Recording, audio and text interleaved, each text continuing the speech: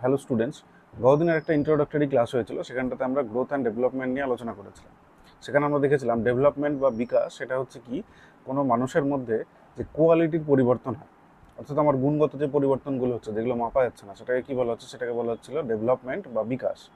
আর growth আমরা কি দেখেছিলাম, যেখানটাতে কোনো মানুষের কোয়ান্টিটির পরিবর্তন হয়, তার আকার আয়তন বড় হয়ে যাচ্ছে, লম্বা হয়ে যাচ্ছে, পাতলা হয়ে যাচ্ছে, মোটা হয়ে যাচ্ছে।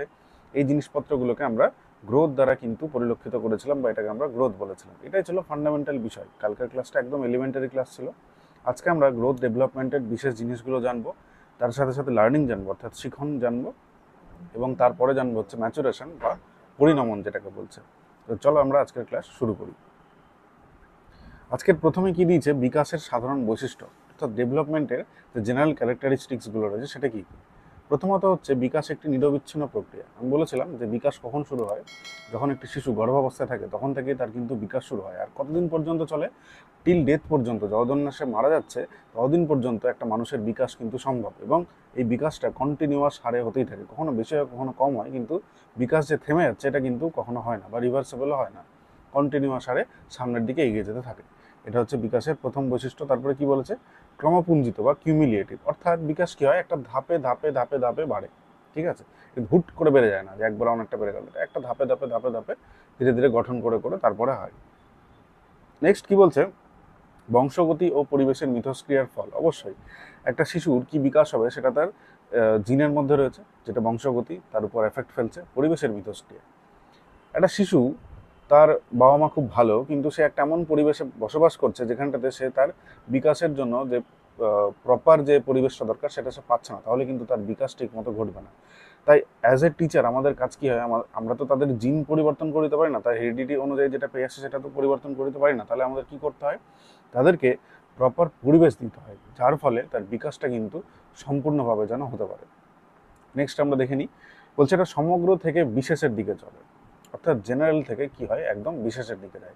মানে ধর একটা শিশু যখন যে ছোট থাকে তখন সে সবগুলো হাত পা ইউজ করছে, মানে এরকম করছে, কিন্তু যখন তার একটু বিকাশ ঘটে যাচ্ছে, একটু বড় হয়ে যাচ্ছে, তখন সে কি করছে, আঙুলগুলো ব্যবহার করতে শুরু করছে। তারপর আমরা যখন এখন মোটামুটি একটা ম্যাচিওর অবস্থায় চলে এসেছি, এখন আমরা কি করছি, আঙুলের টিপটাকে ব্যবহার করছি, সেটা দিয়ে আমরা কাজকর্ম করছি। এটা হচ্ছে সমগ্র থেকে ধীরে ধীরে বিশেষের দিকে যাওয়া। এটাও একটা কিন্তু বিকাশের ক্যারেক্টারিস্টিক্স। লিঙ্গগত পার্থক্য, এটা পরিবেশের ক্ষেত্রে, মানে পরিবেশের একটা নিয়ম, বা আমাদের কি বলবো, আমাদের যেভাবে তৈরি করা হয়েছে এটা একটা নিয়ম। বিকাশের ক্ষেত্রে লিঙ্গগত পার্থক্য হয়, অর্থাৎ একটা মেয়ের যেভাবে বিকাশ হবে একটা ছেলের সেভাবে বিকাশ নাও হতে পারে। মেয়ের বিকাশ দেখা যায় যে আগে হয়ে গেল, কিন্তু ছেলের বিকাশটা একটু পরে হয়। মেয়েদের আবার বৃদ্ধি পরে হয়, ছেলেদের বৃদ্ধিটা আগে হয়ে যায়, এই ব্যাপারগুলো রয়েছে। এটা হলো কি আমাদের বিকাশের সাধারণ বৈশিষ্ট্য, এটা আমাদের কমপ্লিট। এরপরে আমরা দেখব বৃদ্ধি বা গ্রোথের সাধারণ বৈশিষ্ট্য, জেনারেল ক্যারেক্টারিস্টিক্স অফ গ্রোথ। বৃদ্ধিটা কি, বৃদ্ধি যেটা কি হয় স্কেল দিয়ে মাপা যায়, যেটা চোখে দেখা যায়, পরিবর্তনটা পরিলক্ষিত করা সম্ভব, সেটা হচ্ছে কি বৃদ্ধি। এটার সাধারণ বৈশিষ্ট্য প্রথমে কি বলছে, অনুশীলনের প্রভাব। অর্থাৎ একজন প্রাপ্তবয়স্ক বা বয়ঃসন্ধিকালের ছেলে বা মেয়ে, তারা যদি অনুশীলন করে, তারা যদি মাঠে যায়, খেলাধুলো করে, শরীরচর্চা করে, তাহলে তার কি হবে, মাংসপেশিগুলো শক্ত সাবলীল হবে। তো অনুশীলনের একটা প্রভাব কিন্তু গ্রোথের মধ্যে লক্ষ্য করা যায়। আমি যদি আমার মাইন্ডকে ট্রেন করতে থাকি তাহলে আমার মাইন্ডও কী হবে, সেটা এফিসিয়েন্ট হয়ে যাবে বেশি। তো এই যে আমার মাইন্ডের বৃদ্ধি হচ্ছে বা মাইন্ডের যে গ্রোথটা হচ্ছে সেটা কি অনুশীলনের দ্বারা প্রভাবিত হচ্ছে। আমার প্রচুর খাচ্ছি, এটা তো একটা অনুশীলন, খাওয়াটা, তার ফলে মোটা হয়ে যাচ্ছি। বা আমি ডায়েট করছি, যেটা একটা অনুশীলন, সেই ডায়েটের ফলেও কি আমি পাতলা হচ্ছি বা আমার টোন্ড চেহারাটা তৈরি হচ্ছে, পুরোটাই অনুশীলনের দ্বারা প্রভাবিত হচ্ছে। নেক্সট কি বলছে, হাড়ের পার্থক্য। গ্রোথের কিন্তু হার সবসময় একই থাকে না। শিশু যখন 0 থেকে 2 বা 2.5 বছর পর্যন্ত বয়স হয় তখন তার গ্রোথ সব থেকে বেশি হয়, তারপরে গ্রোথের হার একটু কমে যায়। বয়ঃসন্ধিকালের পরে গ্রোথের হার অনেকটা কমে যায়। তারপরে যখন তরুণ মানে হয়ে যায়, তরুণের পর থেকে যে সময়টা, অর্থাৎ মানে যেটা আর কি বার্ধক্যের দিকে যায়, ওই টাইমটাতে কিন্তু বৃদ্ধির হারটা একদমই কমে যায়, প্রায় জিরোর কাছাকাছি চলে যায়।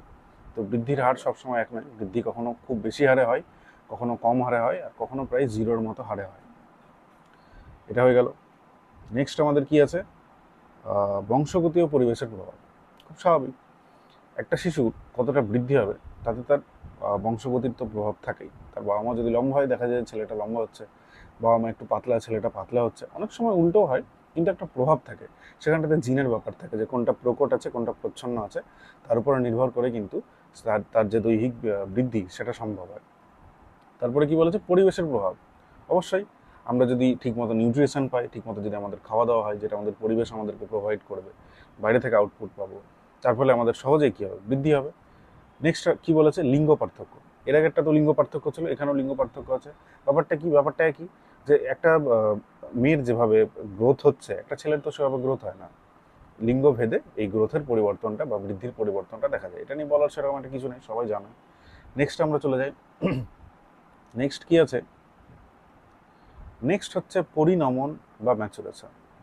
এই জিনিসটা কি, এটা হচ্ছে একটা স্বতঃস্ফূর্ত প্রক্রিয়া, এটা বাইরের দ্বারা প্রভাবিত করা সম্ভব নয় খুব সহজে। এখানটাতে কি হয়, স্বতঃস্ফূর্তভাবেই, স্বাভাবিক ও স্বতঃস্ফূর্তভাবেই এই পরিবর্তনটা আসে। এখানে অনুশীলন বা শিখানোর কোনো পরিবর্তন নেই। যেমন ধরো, একটা শিশু ছোটোবেলায় কী করে, ছোটোবেলায় হামাগুড়ি দেয়, তারপরে সে নিজে নিজেই কিন্তু হাঁটতে শুরু করে। তাকে হাত ধরিয়ে হাঁটা আমরা চেষ্টা করাতে পারি, কিন্তু তাতে এরকম না যে সে হাত ধরিয়ে হাঁটিয়ে দিলে সে হাঁটতে শুরু করবে। এই যে পরিবর্তনটা তার মধ্যে, যে হাঁটা শুরু করা, এটা তার নিজে থেকেই আসবে। ঠিক আছে, এটাকেই কি বলছে, এটাকেই বলছে পরিণমন বা ম্যাচুরেশন বলছে এটাকে বলছে পরিণমন বা ম্যাচুরেশন। এটা শুধুমাত্র শিশুদের ক্ষেত্রে পরিলক্ষিত এরকম নয়, বড় মানুষদের ক্ষেত্রেও পরিলক্ষিত হয়। আমরাও ধীরে ধীরে ম্যাচিউর হচ্ছে, আমাদের চিন্তা ভাবনার পরিবর্তন হচ্ছে। এগুলো আশপাশের জিনিসপত্র আমরা যা দেখছি, এই অভিজ্ঞতা থেকে আমাদের মধ্যে কিউমুলেটিভ হারে বাড়তে বাড়তে এটা পরিবর্তন হচ্ছে। এটাকে বাইরের আউটপুট দিয়ে, মানে জোর করে পরিবর্তন করাটা একটু কঠিন। এটা কি হয়, অভিজ্ঞতার দ্বারাই কিন্তু এটা পরিবর্তন হয় বা ম্যাচুরেশন আসে। নেক্সট আমরা দেখে নিই, নেক্সট আমাদের কি আছে, নেক্সট হচ্ছে আমাদের শিখন বা লার্নিং। এই যে এই শিখনটা, এই শিখনের সংজ্ঞাতে বলছে যে আমরা যে পরিবেশে বসবাস করছি, সেই পরিবেশে নিজেদেরকে যথোপযুক্ত করার জন্য যে জ্ঞানটা আমরা অর্জন করি, সেটাকেই বলছে লার্নিং। এখানে বলেছে পরিবেশে নিজেকে ফিট করতে আচরণের পরিবর্তন, বা আমরা যে আচরণের পরিবর্তনটা করছি, সেটাই হচ্ছে কি শিখন বা লার্নিং। এটা অতীত অভিজ্ঞতা এবং প্রশিক্ষণের দ্বারা প্রভাবিত হয়। খুব স্বাভাবিক, আমরা পড়াশোনা করছি কেন, পড়াশোনা করছি এই জন্যই যেন আমাদের যে অতীত অভিজ্ঞতা রয়েছে সেটাকে আমরা কাজে লাগিয়ে, আমরা লার্নিংটাকে কাজে লাগিয়ে ধীরে ধীরে নিজেদের শিখনটাকে বাড়াতে পারি। আর নেক্সট কি আছে, অভ্যাসের ফলে জ্ঞান ও মনোভাব অর্জন। এখানে একটু বানান ভুল হয়েছে, অভ্যাসের ফলে জ্ঞান ও মনোভাবের অর্জন, মানে আমরা যত অভ্যাস করবো তত আমাদের জ্ঞান বাড়বে, তার ফলে কি হবে, আমাদের লার্নিংটা ভালো হবে, আমাদের মনোভাব পরিবর্তন হবে, আমাদের লার্নিং কমপ্লিট হবে। আগের স্লাইডে একটা ভুল ছিল, এখানটাতে বানানটা ভুল লেখা রয়েছে, এখানে পর নমন হয়ে গেছে, এটা হবে পরিণমন হবে। হ্যাঁ, এই স্লাইডের বানানটা একটু ভুল হয়ে গেছে, পরিণমন হবে। তারপরে আমরা যাই, আচ্ছা আজকে আমাদের এই চারটে জিনিসই ছিল। প্রথম থেকে আরেকবার ভেবে দেখে নিই আমরা কী কী ছিল। একটা ছিল বিকাশ মানে গ্রোথ, নেক্সট ছিল হচ্ছে বিকাশ বা ডেভেলপমেন্ট, নেক্সট ছিল হচ্ছে বৃদ্ধি বা গ্রোথ, তারপরে ছিল হচ্ছে পরিণমন বা ম্যাচুরেশন, এবং লাস্টে ছিল শিখন বা লার্নিং। এদের মধ্যে আমরা দেখলাম এরা ইন্টার রিলেটেড, আবার কিছু কিছু ক্ষেত্রে আলাদা। কী কী ক্ষেত্রে ইন্টার রিলেটেড, কী কী ক্ষেত্রে আলাদা, এই জিনিসগুলো আমাদের মাথায় একটা ধারণা তৈরি হলো। এরপরের ক্লাসে আমরা এই চারটে টপিকের উপরে এমসিকিউ সলভ করব। তাহলে এই চারটে টপিকের জন্য যে মানে সম্যক ধারণাটা একদম পরিষ্কারভাবে তৈরি হয়ে যাবে, যেটা আমাদের সিটেট এক্সাম বলো, ডাব্লিউবি টেট এক্সাম বলো, বা যে কোনো টিচিং জবের যে এক্সামগুলো হয় সেগুলোর যে পেডাগজি পোর্শন থাকে সেখানে খুবই কাজে লাগবে। সামনে আমাদের টেট হতে চলেছে, তারপরে আপার প্রাইমারি টেট আছে। এটা কিন্তু টেট এবং আপার প্রাইমারি টেট সিলেবাস অনুযায়ী করানো হচ্ছে। এটা কিন্তু এই টপিকটা দুটো পরীক্ষাতেই আসে। তো যাই হোক, আজকের মতো ক্লাস আমরা এখানেই শেষ করছি, দেখা হবে নেক্সট ক্লাসে। Thank you.